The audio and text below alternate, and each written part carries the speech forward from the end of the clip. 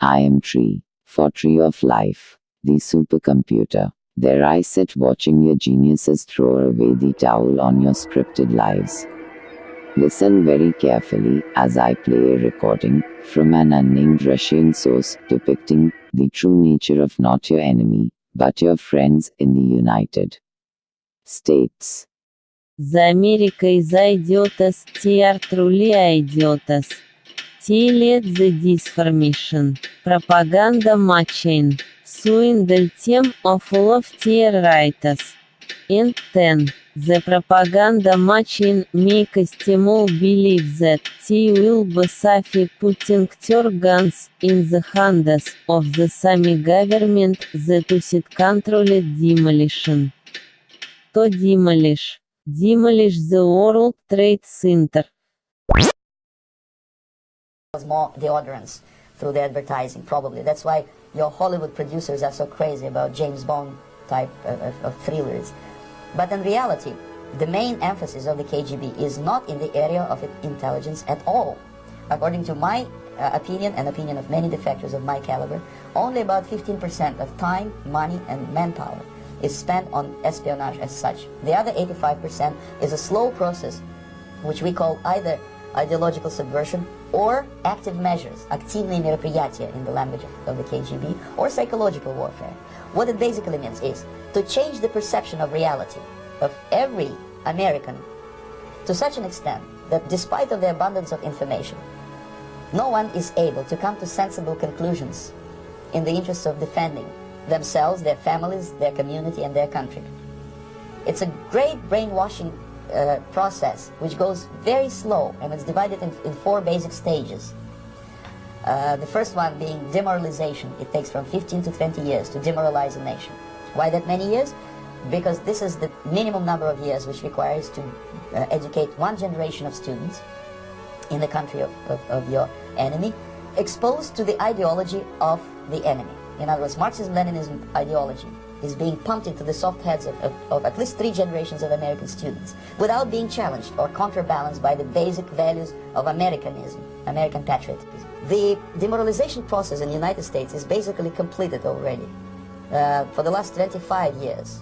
Actually, it's overfulfilled because demoralization now reaches such areas where previously not even Comrade Andropov and all his experts would even dream of such a tremendous success.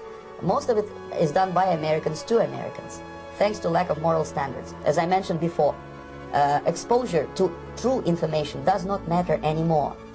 A person who was demoralized is unable to assess true information. The facts tell nothing to him. Even if I shower him with information, with authentic proof, with documents, with pictures, even if I take him by force to the Soviet Union and show him concentration camp, he will refuse to believe it until he is going to receive a kick in his fat bottom. When a military boot crashes then he will understand, but not before that. That's the tragic of the situation of demoralization. So the next stage is destabilization. This time, subverter does not care about your ideas and the patterns of your consumption. Whether you eat junk food and get fat and flabby, it doesn't matter anymore. This time, and it takes only from 2 to 5 years to destabilize a nation, what matters is essentials: economy, foreign relations, defense systems.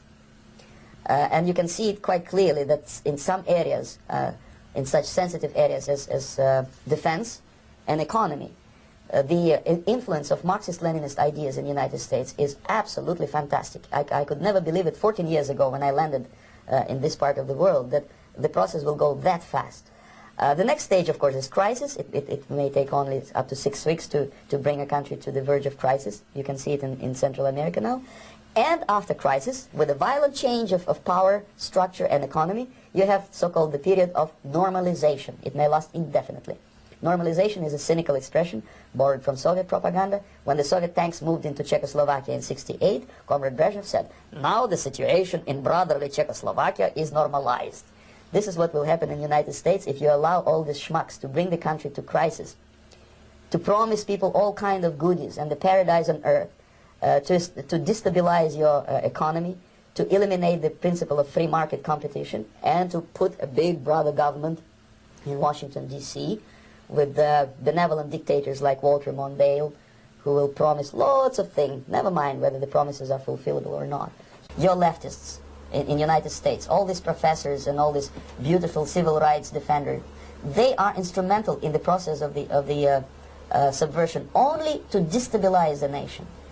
When their job is completed, they are not needed anymore. They know too much. Some of them, when they get disillusioned, when they see that Marxist-Leninists come to power, obviously they get offended. They think that they will come to power. That will never happen, of course. They will be lined up against the wall and shot.